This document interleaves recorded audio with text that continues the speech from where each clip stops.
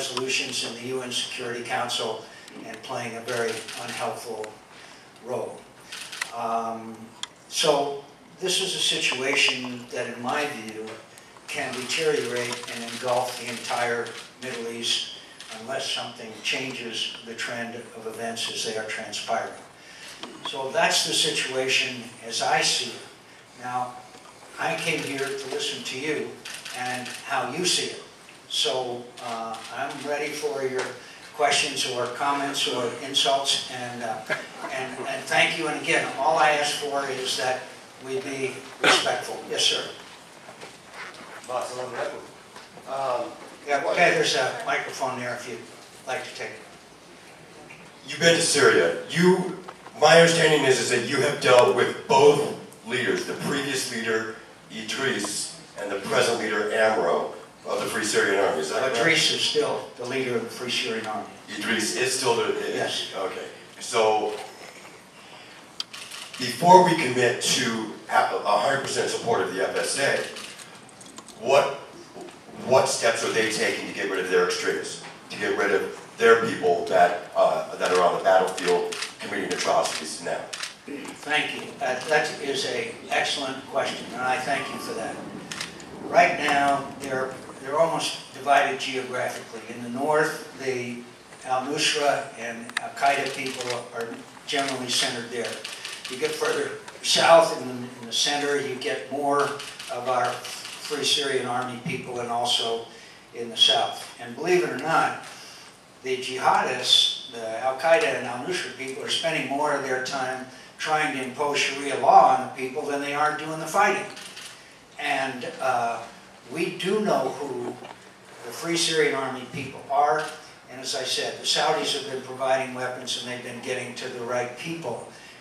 And look, I'm sure you may have heard or seen front page of the New York Times this morning. The Free Syrian Army, or people, anti-Assad forces, executing 7 people.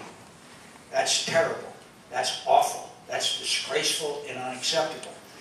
But you know, when you get into these kinds of conflicts where people watch people slaughtered and see this kind of thing, it's one of the great tragedies of these wars.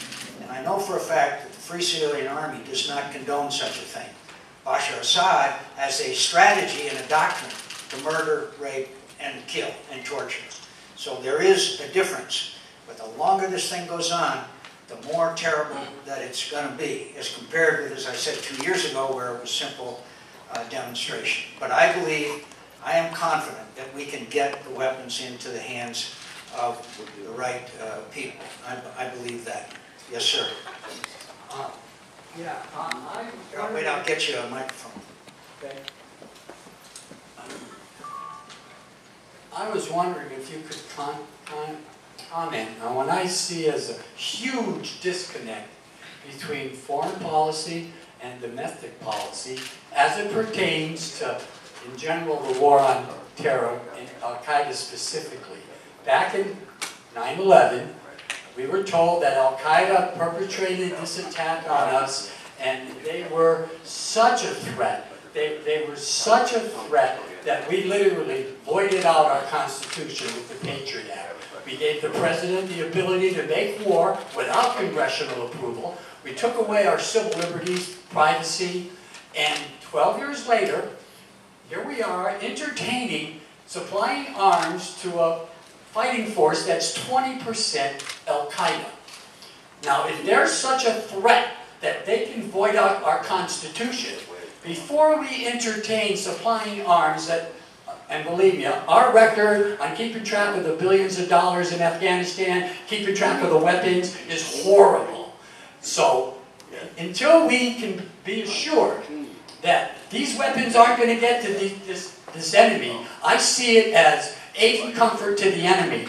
And I think before we entertain that, repeal the Patriot Act, because they're not that big.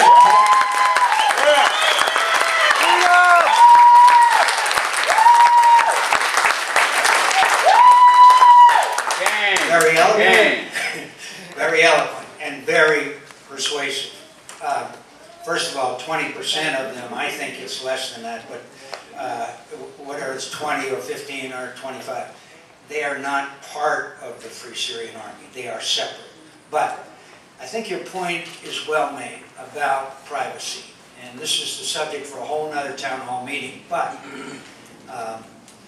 when we, after 9/11, after America was attacked, obviously we wanted to do everything we could to make sure it never happened again. And I would argue that some of the measures, many of the measures we took, prevented another serious attack on the United States of America. So I think that that is something we should all be proud of. But I think that you just struck a nerve, which I hear a lot from my constituents, at how far do you go when we're talking about invasion of people's privacy? And who do we listen to? Who do we pay? Who do we tap? Who do we follow on the internet, and why? And there has got some young people, and you're not so young, but a lot of young people view this guy Snowden as a hero. Jason. Hero. But my friends, I don't agree with that. I don't agree with that. But the shame of all this is that some of this information that should have been, and by the way, I'll blame Congress for some of our failure to oversight, but some of this information should have been made available to the American people without it having to come through Mr. Snowden. I believe he violated an oath of he promised to not reveal the information that he had access to, so I'm not a fan of Mr. Snowden. And of course, he went to that land of transparency and human rights, Russia. But your point, sir, and I'll be glad to hear your quick response. Your point is well made. We need congressional oversight, we need transparency, and we need the American people to know exactly what we're doing. Now, you want to respond real quick? Well, one thing, where's the evidence that for sure, it was Assad? I remember a year or so ago, Israel was contemplating doing sorties into Syria because the rebels had taken control of a chemical plant. So how do we know who's using this? For sure. Right. And we don't have a good record. We lost billions of dollars in $100 bills. Halliburton was destroying vehicles rather than fixing them because they had a cost-plus contract. In fact, they have a no-bid contract. I think it's all, we need to step back and reevaluate, and particularly the Patriot Act, because obviously Al-Qaeda is not that great a threat as it was blown up to be. First of all, my dear friends, Al-Qaeda is still a serious threat. Now, I promise you, Al-Qaeda is still a serious threat.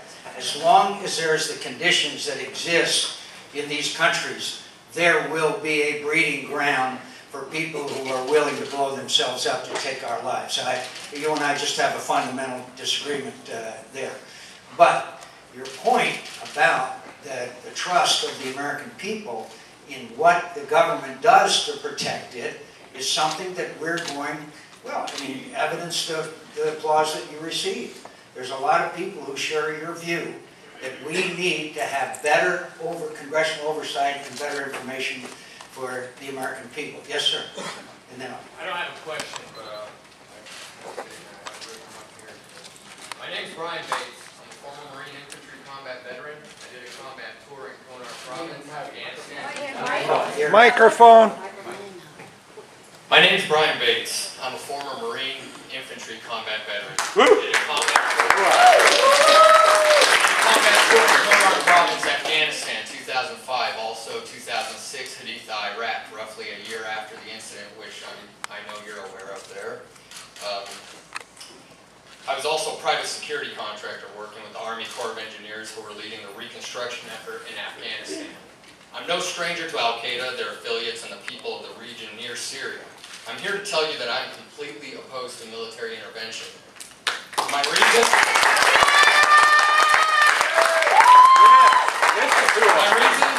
I do not believe we can differentiate between the good and the bad guys. I have lived amongst the people in that region. I have sat and ate dinner with many people and have been in many houses over there. And I can tell you that although there are many good people in the region, the cultural, religious, and ideological differences from us Americans are too great for us to understand the relationships between the rebels and extremists. We need to stay out of there. Yeah. I'm saddened by recent atrocities brothers and sisters killed for people who will quickly change sides and denounce America as soon as they get the help they want. Yep. I still have many brothers currently serving, and I can speak for the majority of them. They oppose any action in Syria as well. You, sir, do not represent me or my people. And I am flabbergasted that as a man of honor such as yourself that has sacrificed so much for his country does not understand the dangers of getting America involved with the situation in Syria.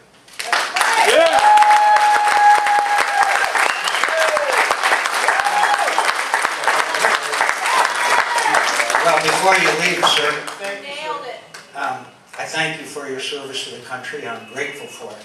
I also have a son who's a Marine, Lance Corporal, served in Iraq, combat, 1st Battalion, 1st Marines. I have a son who's a Navy pilot. They don't share your view. And when you think you speak for the majority of men and women in the military, in my view, you speak for yourself. Because I talk to men and women in the military all the time. Come on. And they, I have no more time for you, Senator. so, sir, most I have Marines no more that I time know, for you. most Thank Marines, you, Brian. Thank you for your service. Thank you, Brian. I said, You're a hero. ma'am, I said that we're going to treat each other with respect. You're gonna treat him with If we respect. do not, then you can leave, okay? It's that simple. Would you like I to want to agree with respect that? everybody here. You don't want to Would you hear like to anybody, so I agree guess with you me? will leave. Go ahead, leave. I'm Leave. just asking, sir. I want you to leave You just unless asked I a question. recognize you to talk. Okay? It's that simple. Because we've got to respect the views and the opinions of everybody who is here. Now, if you want to say something, I'll be glad to get you a microphone. Absolutely, whenever you're ready.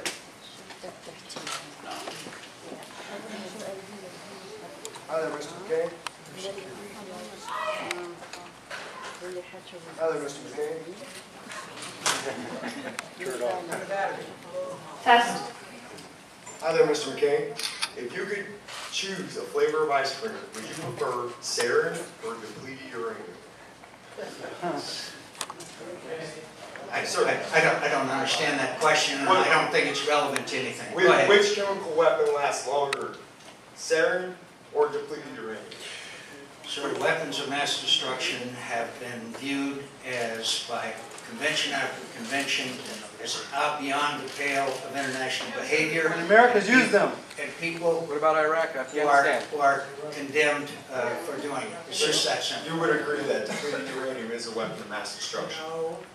It depends on how it is used, sir. Come on, let's have a In conversation. what way, may I ask, is depleted uranium safe for biological It consumption? depends on how the uranium is used, sir. Please, let's in the get form on of something. bullets or nuclear bombs? Sir, I'm sorry, but there's a subject Is conversation. Fukushima safe, sir? I think there's problems in Fukushima. Is the ocean boiling out there? So I'm here to listen to your views. Do Go you sit ahead. on the board of directors of General Electric? Are you in some way affiliated with General Electric? I understand they operate entirely tax-free. Do you in fact receive the taxes maybe they should have been paying, or? Sir, you are wasting our time. I have No, nothing to do actually, with General Electric is wasting our future, I don't our have entire anything- planet's future. I don't have anything to do with General 600 Electric. tons of depleted uranium says that we're Give her all back. going Give to her back get the bone mic. cancer and die. Give her back the microphone. Don't let them lie to you. I have nothing to do with General Electric, They're sir. starting World War III. Maybe you Distracted do. Yes, from the ma'am. fact that the ocean is boiling. I'm from Syria, and we are asking. Say again. We are asking you to help us. We need you. There is a people dying every minute. There is a children being slaughtered. Please help. Don't think about it too much. You're doing the right things. Believe me. We are people in Syria need you. We need you. I beg you. Like they're waiting. You're wasting your time and their time. Every minute people dying there. Don't give them time to hide. Don't give them time to run. Kill them. They're killing us. They're killing those people. They're different. Syria is different than any country. They are innocent. There is no feeding to those extremists. Believe me, we don't feed them. We don't want them in Syria. As soon as it's done, we can fight. We don't want them to leave. We don't want us. We are peaceful people.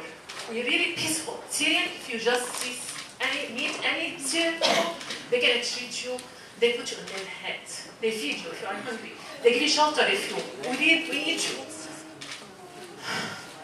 Their people are starting their girls being raped. Do you understand that in front of her family?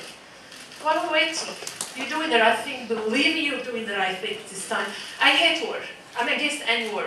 But this is different. Oh, yeah. You're going to be standing by the innocent. This time, you're doing the right things. I assure you, please don't think twice.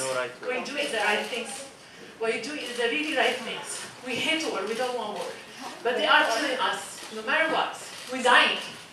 You're going to bomb the innocent? No. We want to help you too. We want you to target the right people. Assad is a killer, and he killed us.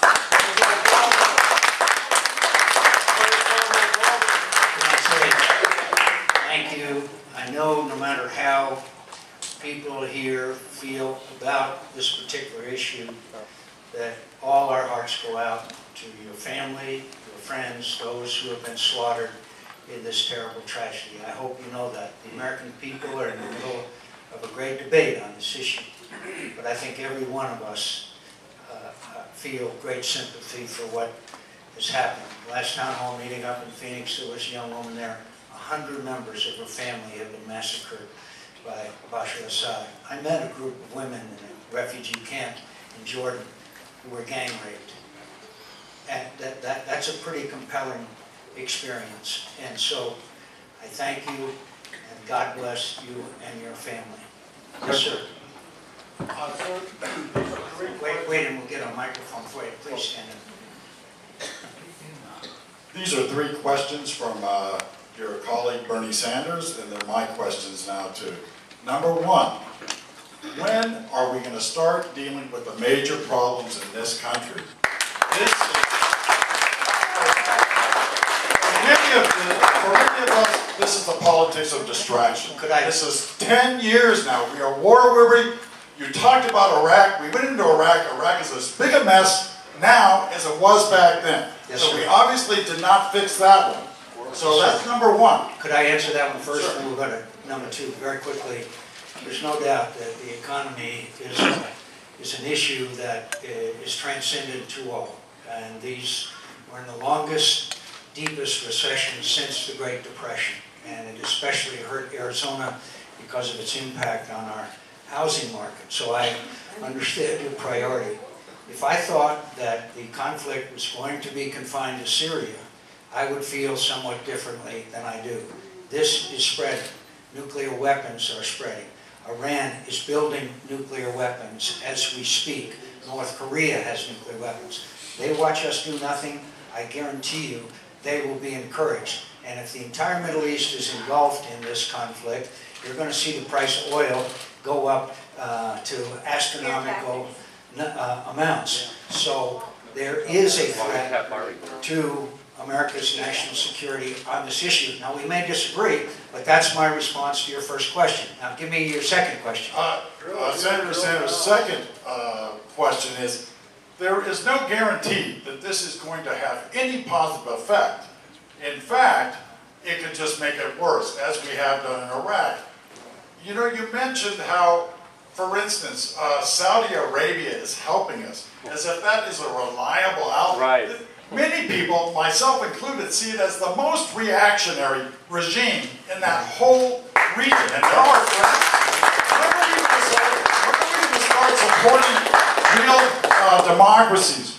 When are we going to start to support real peace and not war? Let's make peace, not war. That's a wonderful sentiment, and I think all of us share it. But I think that if you look at the situation as it exists today, we have a plane load of arms and weapons coming in every day from Russia.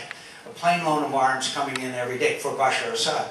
From Iran every day. There's 4,000 Hezbollah, the most extreme Muslims that there are from Lebanon, that are now fighting on the side of Bashar Assad. We have the Iranian Revolutionary Guard on the side of Bashar Assad. We have hundreds of those people. My friend, it is not a fair fight. And that's the problem. It is not a fair fight. So if you want I am not calling for American engagement or a single boot on the ground. I am saying that throughout our history, we have helped people who are struggling for freedom, and this is another case of that. Go ahead. Sir, Go ahead with your third question. we have a war by proxy in that No, country it's right not a now. war by proxy. It's And a war the by Saudi proxy by the Arabians- Iranians. The Saudi Arabians No, it's have the been pumping Iranians. arms into that Yes. country along with the other Gulf states, and many of those have gotten into the arms of Al-Qaeda.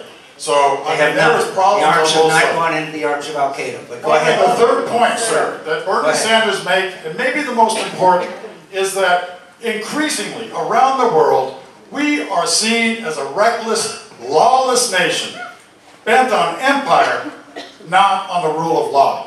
When are we going to start to stand up for the rule of law? Follow the Constitution. Actually, the United States is viewed, if you want to know the truth, the United States is viewed as weak and vacillating and unreliable. That's how the United Is that States why is you viewed need to go today. bomb And everybody? they will be continued to view that way if we allow weapons of mass destruction to be continue to be used without response. Yes, ma'am. All the way in the back.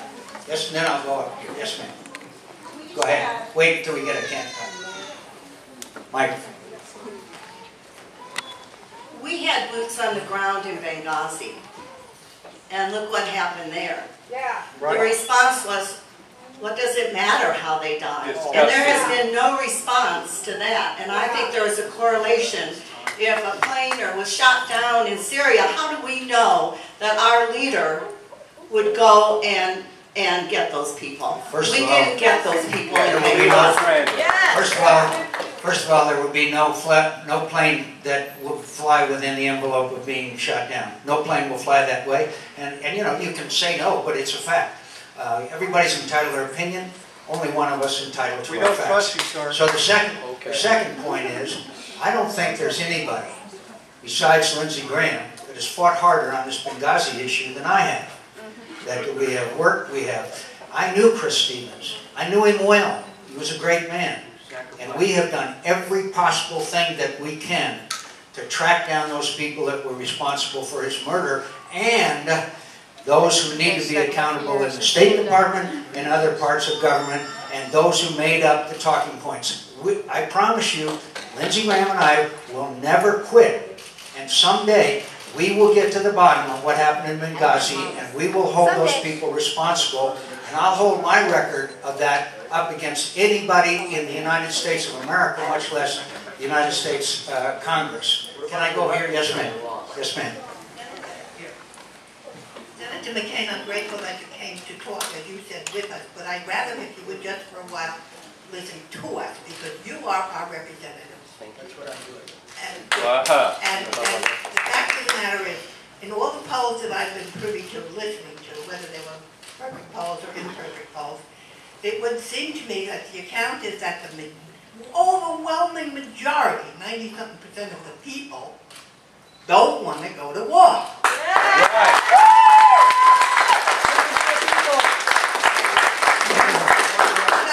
Pretty picture. Anyway, but about Benghazi, it's usually never so much the crime as it always is the cover-up. And there was a lot of questions. It was anything but transparent. And I think that you mentioned something about moderate rebels. This is the picture you were referring to. These 7 men have their heads in the dirt. They have blood on their back. They're handcuffed. It's gross. It's evil. I think we should stay the hell out of here.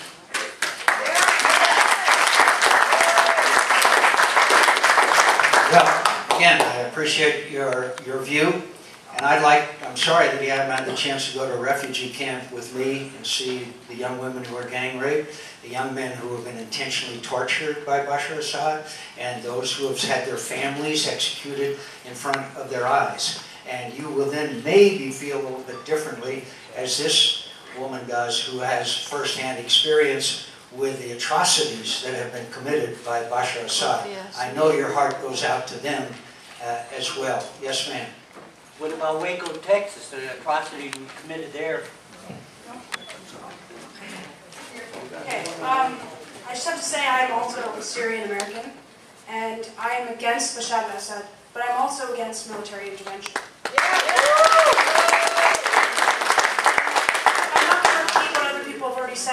been very compelling and really the exact arguments that I have. But what I want to say is to my fellow Syrian people, I want to say, to quote JFK, in the past, those who foolishly sought power by riding the back of the tiger ended up inside.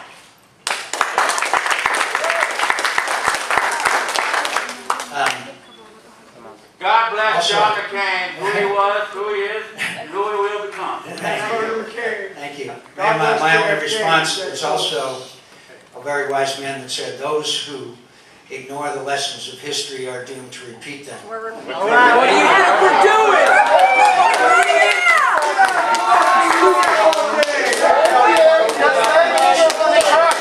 Listen to your own words. About 3 times and you're out.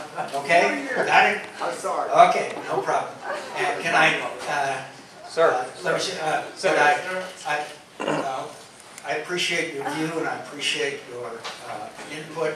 I just want to say again that there will not be a single American boot on the ground under any circumstances. Who do you represent? It's just a fact. And second of all, Who do you work for? I believe that if we continue on this path, that it will have serious consequences and the region will be engulfed in war. And third of all, I think it's pretty obvious that we need the President of the United States to go to the Oval Office and talk directly to the American people and tell them why we need to do this. I'd love to do it. You might remember. Ask us. This is the democracy. He doesn't need to tell us anything. This is our fucking country, not yours. I love John McCain. You're out, pal. You're supposed to represent. Out. Go ahead and remove me. Out. Let him touch you, sir.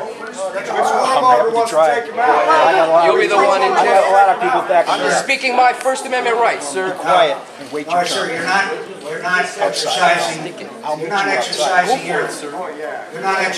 your First Amendment rights. What you're doing is you're preventing others from exercising their rights Really? and disrespecting them. Senator, That's sure. wrong, and you're wrong for doing that. Senator? So I give everybody a chance to speak here. Sure. And you have to yell. Senator. Yes, ma'am. Go ahead. Thank you. Yeah, this is a compelling picture. Go ahead, ma'am. Hi, thanks for coming today. If I thought that we could use missile attacks and take out the ability of the president of Syria to do harm, I would say, let's go tonight. But you know, if we do this, we will kill innocent people.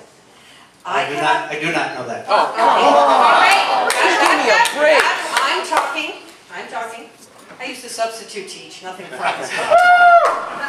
But I can't believe that with all the resources this government has, not only our government, but other countries, we cannot figure out a way to bring pressure to bear on Assad to stop him in ways other than strikes that will kill innocent people. Please talk about other ways to stop this man besides cruise missiles. Thank you. Yes. Thank you. Thank you for that comment. What I mentioned, for 2 years now, we've tried to get a resolution through the United Nations Security Council. It's been vetoed by Russia and China.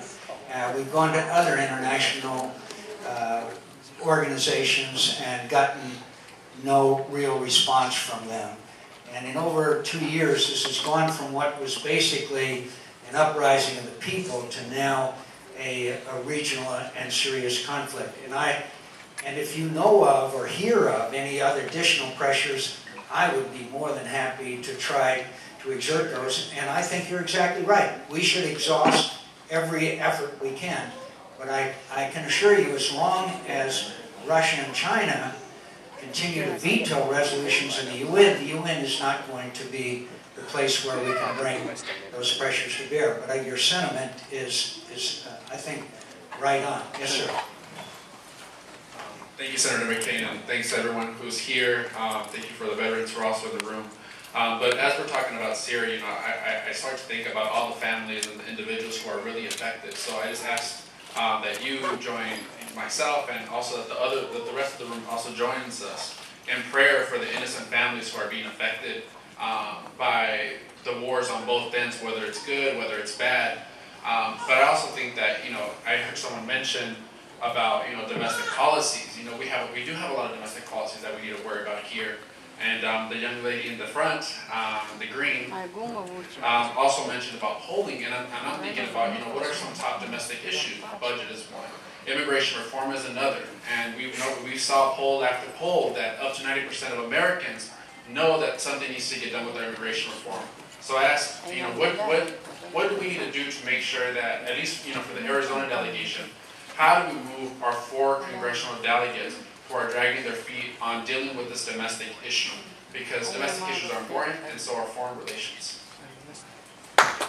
Thank you. And by the way, could I mention that we have representatives of our hearing and visual impaired community here today, and I want to thank all of you for coming. Thank you very much for taking part in this town hall.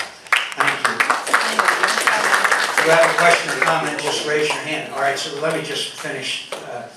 The issue of immigration reform is something that we need to address. I think that all of us would agree on one thing, and that is the status quo is not acceptable. That's 11 million people in our country illegally.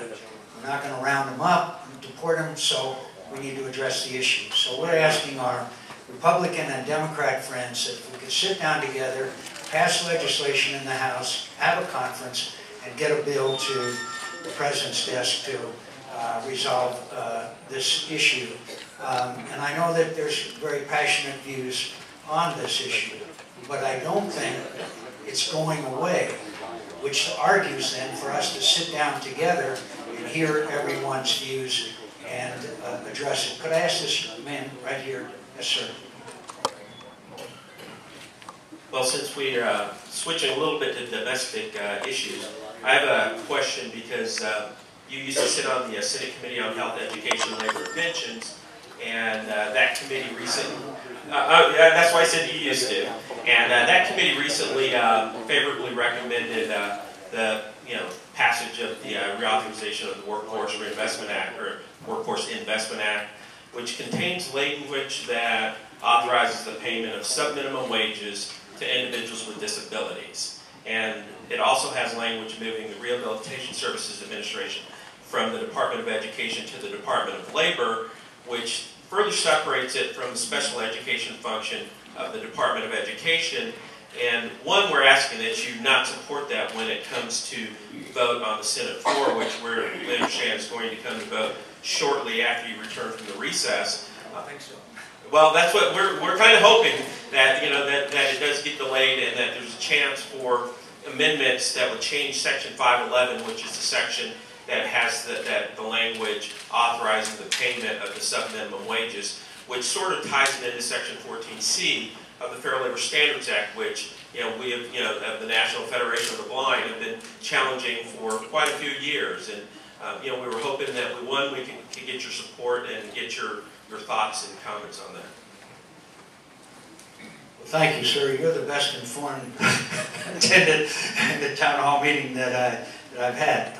I would be glad to examine it. I don't think it's coming to the floor because we're going to be consumed by this issue that we're discussing today, and also then there's the debt limit, which will then cause another reason for the approval rating of Congress to dip even further if that's possible. We're down to paid staff and blood relatives now. But I would be glad to look at it, I'd be glad to hear from you on it. And the National Federation for the Blind is a very important organization. Is that a lab? Is that a lab we're doing? Lab? Beautiful, you should see it. Labs are the only love that money can buy. And it's a beautiful dog. Senator. Thank you. Senator. Yes, ma'am. First of all, thank you very much, Senator. And excuse me, please, because my first language is Spanish. I came to this country because I have earned my citizenship. Yeah.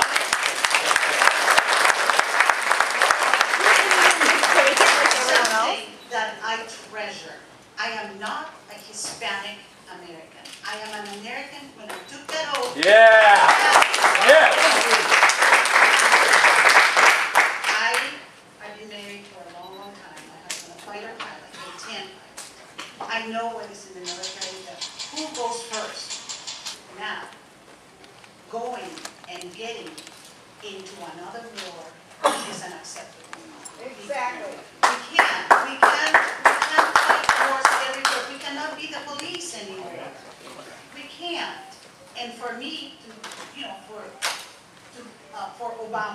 to give citizenships and the illegal aliens, they're not illegal immigrants.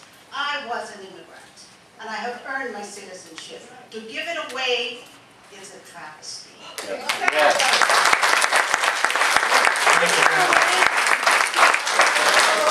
I hope that I could get the information concerning this proposed legislation. It's a legal status and then 10 years before a green card. Thousands of dollars in fees. Pay back taxes, learn English, get to the back of the line behind everybody else. Those are very tough provisions in this legislation. So, again,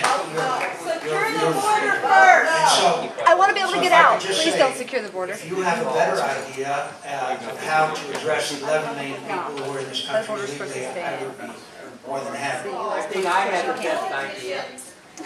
Create a stimulus tax. You haven't given me an answer. Thank you very much. Senator, create a stimulus package and give $2,000 reward for turning in illegal immigrants. Yes, my name is Tarif Jabber.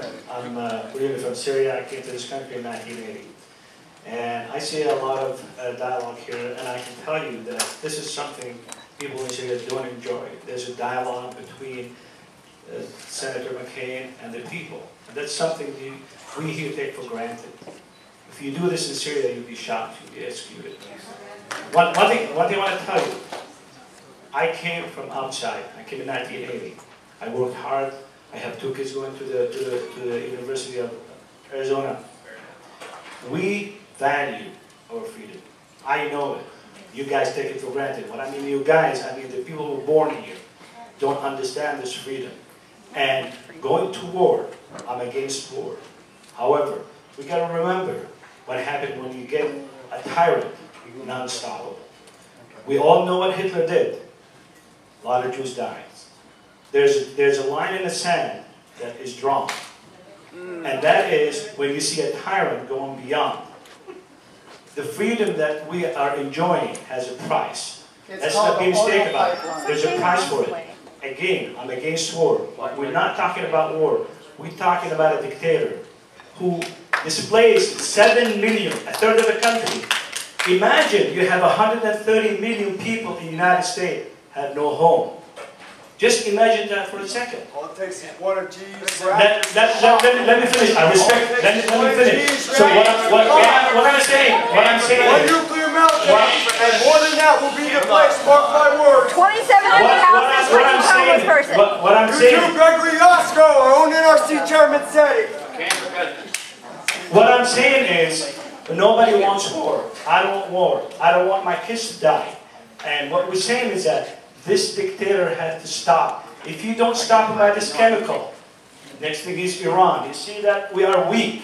We are paying the price for being the super America. We have to maintain it. If you want to sit back, that's fine. We degrade ourselves from the superpower to the next level to the next level. So it's our choice. And I applaud Senator McCain for his stand.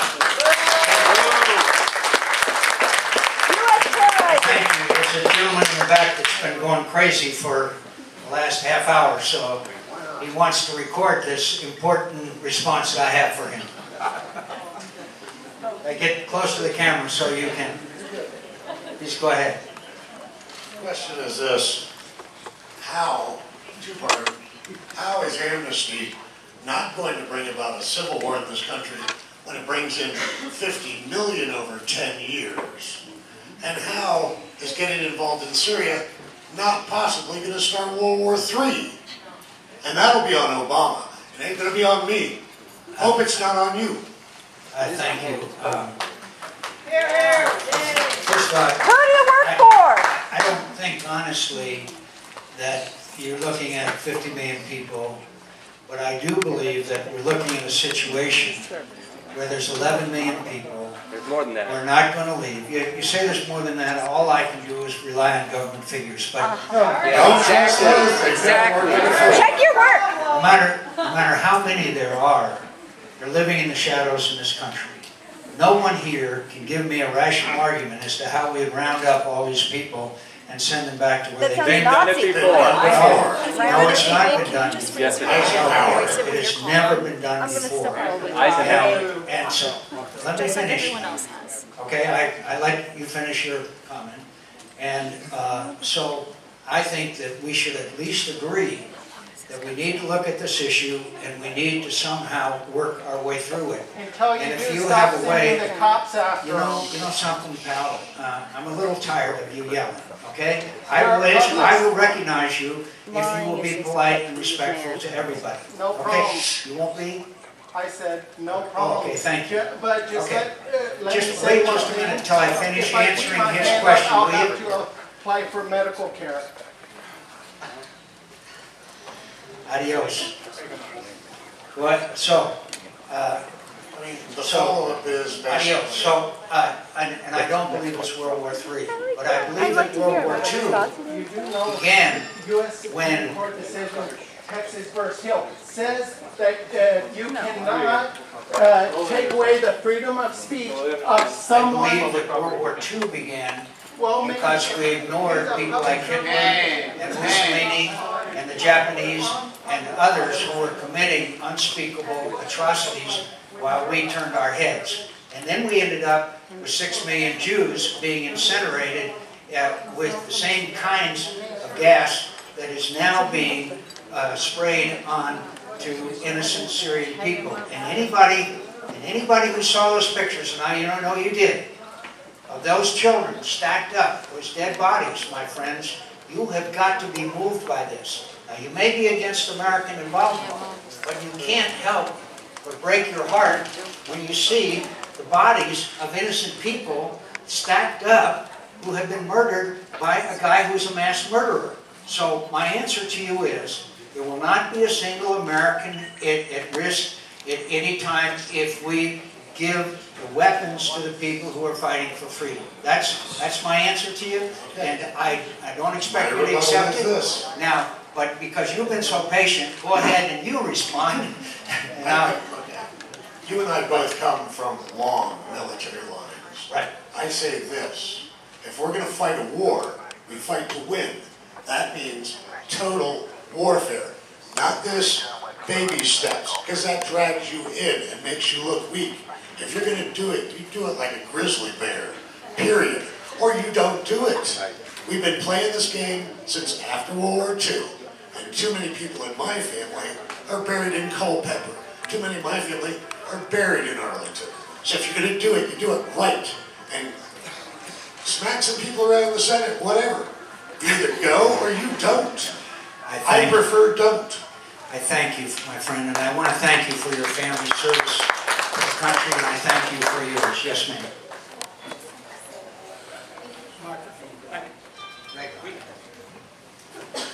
I just wanted to say thank you for coming and thank you for your service. Closer.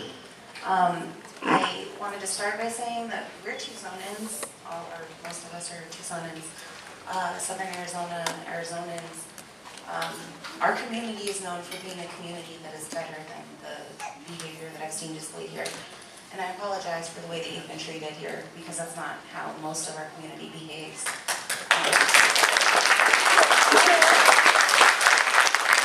But I say, as long as we're respectful, I certainly can take the arrows because that's what it's supposed to be all about.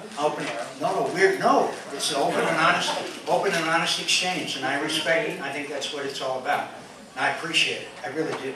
Go ahead. If there's any way to switch the topic, I support Syria. I think you guys are beautiful. Speak up. I'm sorry. Is there anything being done to protect medical marijuana card holders from the U.S.? That's my question.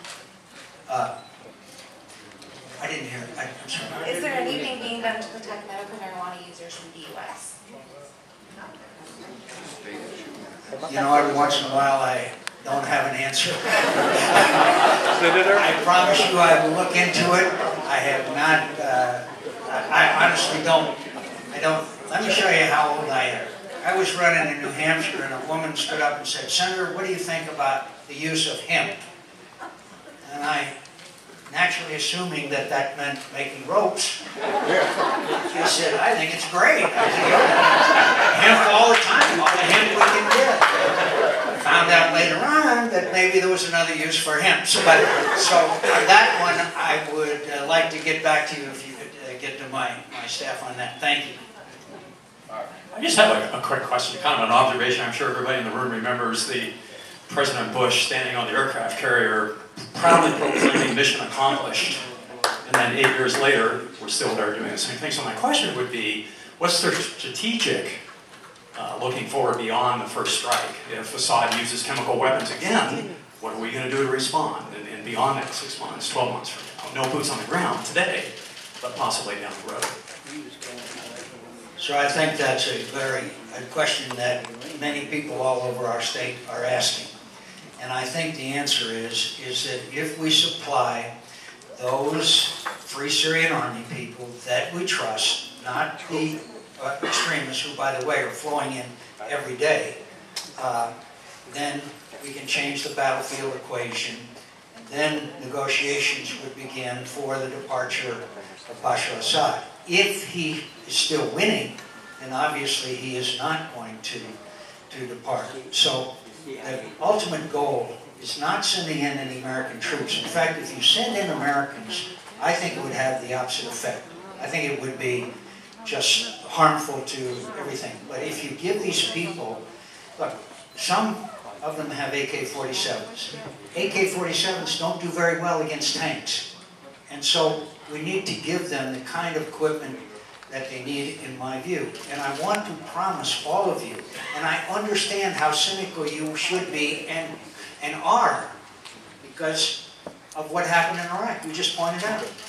And we were told, you all were told there was weapons of mass destruction, and there wasn't. And so the cynicism is understandable, and I accept that.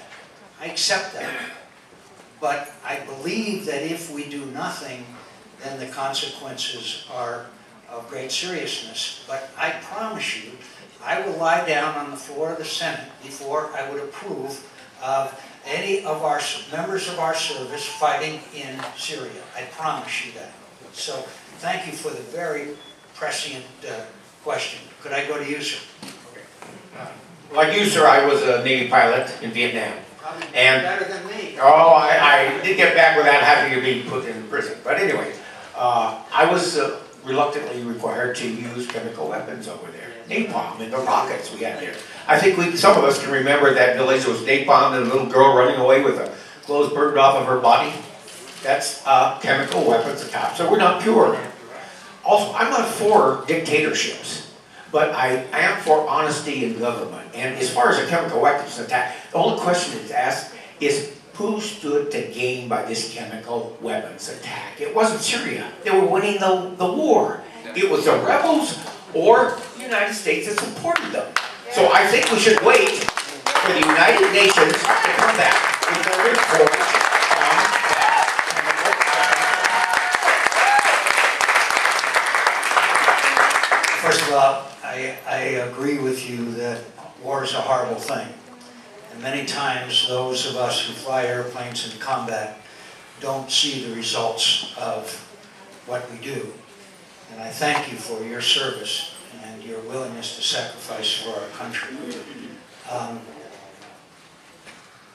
Napalm is a terrible weapon and a relatively effective one, as you know. And wars are terrible. But if you dropped napalm, you had an enemy. And war is hell. And if you killed that enemy, you probably prevented that enemy from killing one of our people. That's the object of war. That, in my view, is very different from sending a Scud missile loaded with gas that kills everybody in the vicinity that are innocent men, women, and children. That's what I think is a bit of a difference here. And second of all, my friend, please don't rely on the fact that this is not chemical weapons. The facts are really in. And the facts are that he's used them before, only in smaller amounts. Now, why did he use them? You want to know why they used them? Because the Free Syrian Army controls a part of Damascus that is vital in his communications and his ability to move his people back and forth. And he was unable to dislodge them from that particular place, using a lot of weapons and tanks and armor. And so he decided that he would wipe them out. And killing 1,000 or so people is a pretty effective measure. That's why he used those chemical weapons. And I promise you, I promise you, it is ample evidence, and you will see a lot more, including intercepts, which will be made public, about how Bashar Assad's people ordered these chemical weapons to be used. I got a couple more here. Yes, sir. I'm a Syrian American. I'm Syrian American. My son served in the Navy. He served this country. And these people, they say war on Syria. It's not war on Syria. War on Bashar al-Assad, the brutal regime, killing people every day, killing civilians, killing children. We're sick and tired of him. We need some help. The only help we get is America. America is a big power, superpower, and we need you. If we don't help Syria, he's going to kill half of the nation. There's 7 million people left their home. 7 million. If these people go back to their home, he will kill them all. You're talking about negotiation with him? You cannot negotiate with this brutal guy.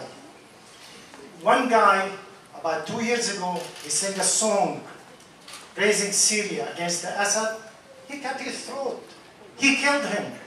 This is the guy we can negotiate with him. The only way he knows, the only language he knows is the power. We need to use power against him. My family in Syria, I'm not asking the United States to kill civilians there. I'm asking the United States to kill this brutal guy, the criminal guy, Bashar al-Assad. Thank you.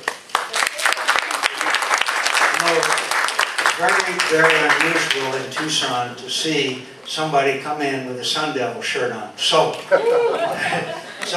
please go ahead. Yeah, they're right behind you with the microphone. Anybody who's got the guts to come here with a Sun Devil shirt on deserves to be heard. Thank you, Senator. Thank you for your service as well. I was just wondering, there's a lot of, I feel for Syria and the situation that's going on over there, and a lot of innocent people getting murdered and children getting murdered. And I mean, I can't help but when I heard that, what about Mexico and the cartels and everybody chopping off heads and doing stuff over there? But we're not going over there. That makes me think that there's ulterior motives, some here, some at the bottom line. Yeah.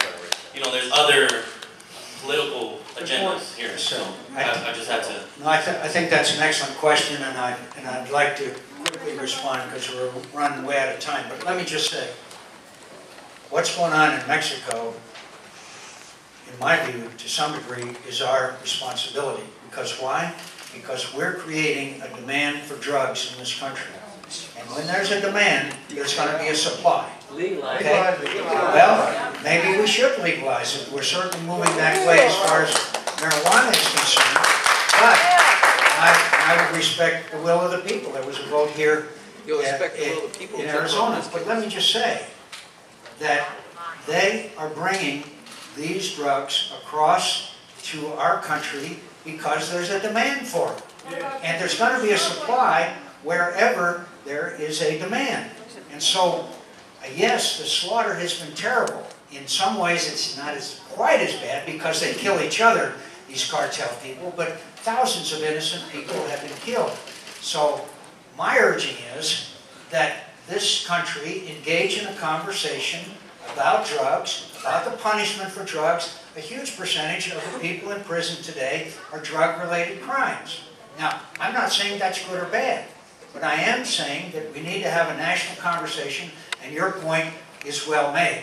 But I would also argue that the President of Mexico is not putting chemical weapons and slaughtering people the way that these people have been slaughtered. It's an entirely different scale that there is. Senator? And so, okay, we really have to go. Yes, sir, go ahead. Thank you, sir. Then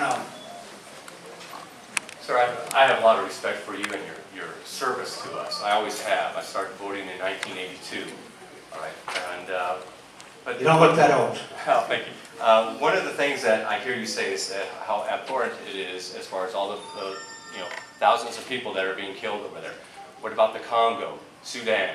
All right. What about all the Christians that are being killed? All right. Whether or not you're Christian or not, that doesn't matter. These are still innocent people that are being butchered. We're not doing anything about that. All right. You sit there and you talk about all the people, all the women that are being raped over there? What about the 10 illegal aliens that raped the 14-year-old girl that the news isn't hardly even reporting? What about all those illegal aliens that sit there and break, I mean, they're already breaking our laws, all right? But yet, then they sit there and they kill people with a DWI and everything. What do? You know, send them, and then they're back here again, all right? That's getting ridiculous. You know, I'm just getting so frustrated with you people up in Washington. Yeah. All right? Yeah. You're not listening to us. You work for us. That's right. All right? This is for the people, by the people. All right? You sit there and you talk about, and like I said, I cannot imagine what you went through. All right? Not even. And I have so much praise for you for that. But you've lost my respect when it comes with dealing with Mexico and our border.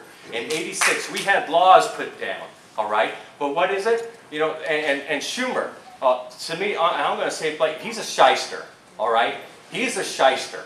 All right? In '86, we had laws put down to secure the border. And what do you guys do with it? Oh, we'll let this one go. We'll let this one go. And now look at where we're at. Okay? You talk about Snowden sitting there and what he has done. Sir, you took an oath, too, to uphold the Constitution. You're not upholding the Constitution. I want to know one final thing, sir. All right? Like I said, so much respect for you as that young man in the Hanoi Hilton there. All right? I want to know what happened to that young man that stood on those principles back then. That said, I will not leave before my time is due. All right? Because what I see going on in Washington is totally disrespectful from our Constitution.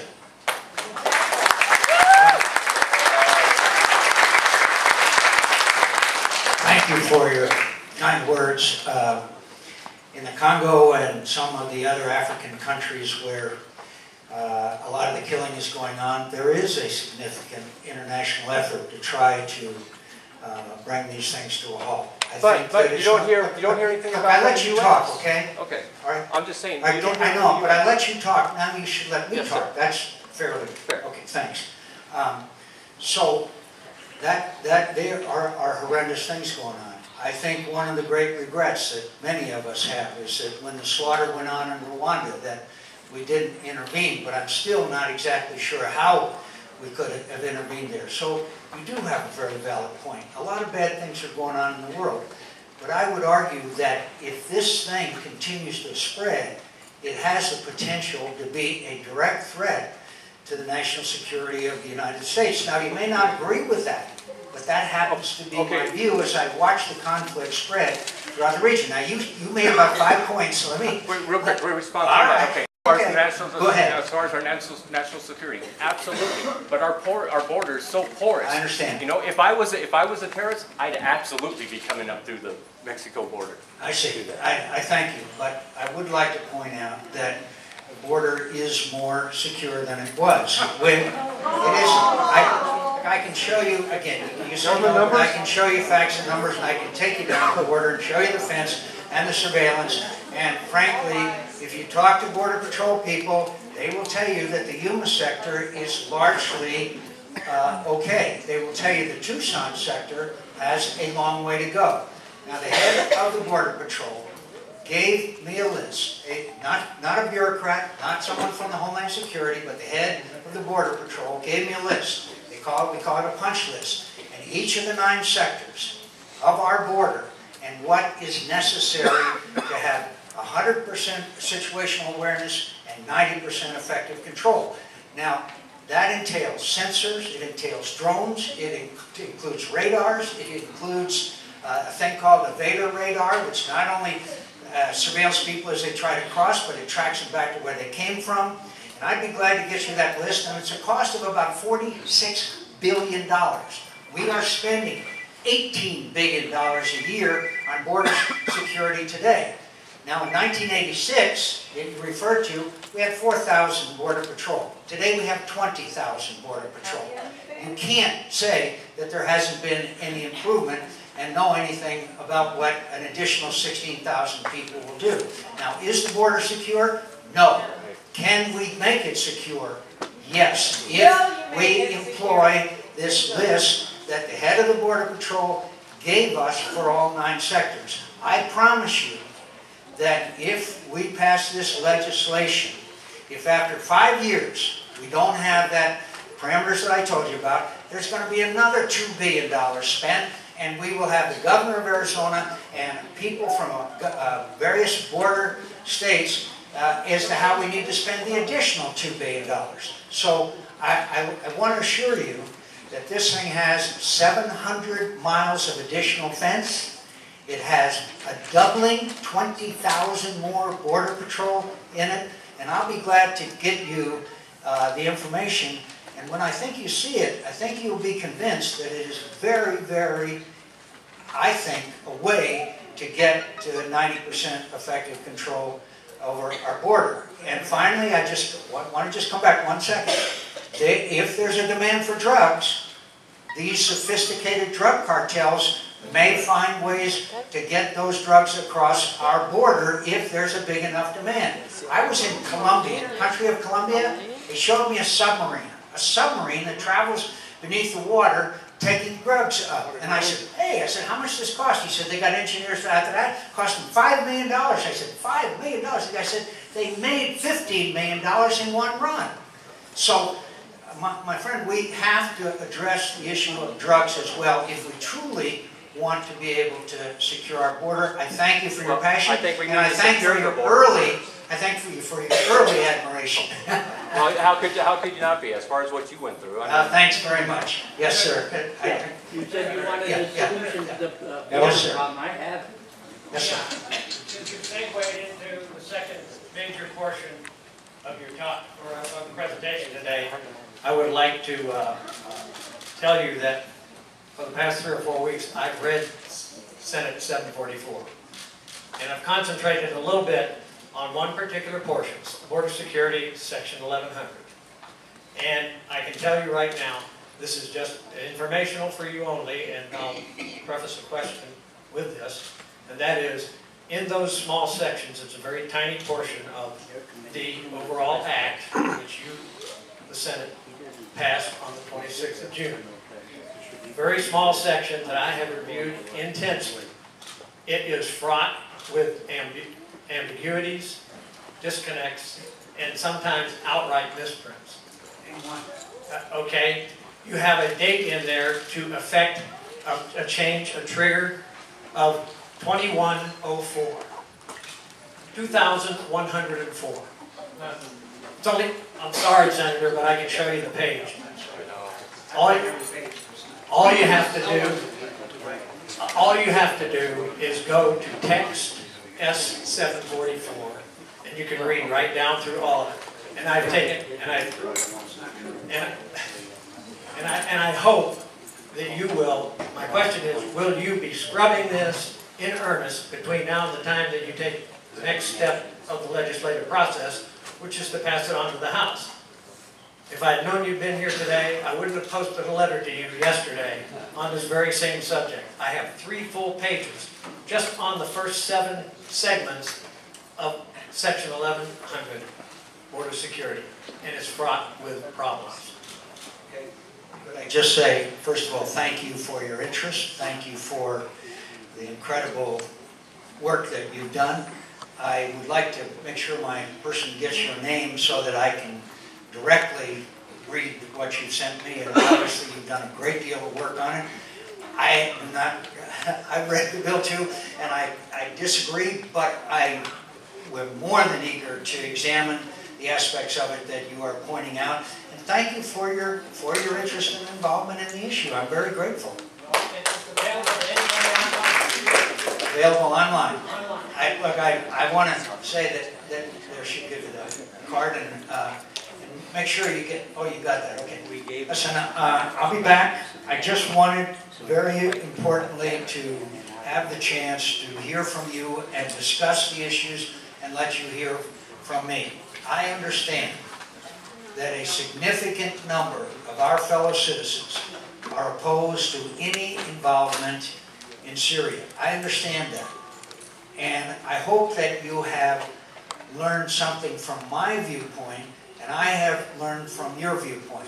And one of my major takeaway here is that we need to listen some more, and if we have an argument to be made, then we're going to have to do a better job And it seems to me that one of the ways to do that is for the President of the United States to go in the Oval Office and talk directly to the American people. Only the President of the United States can do that.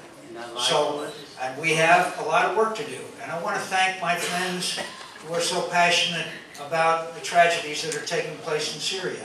I want to thank my friends who are deeply concerned about another Iraq and another tragedy of the loss. I go out to Walter Reed all the time.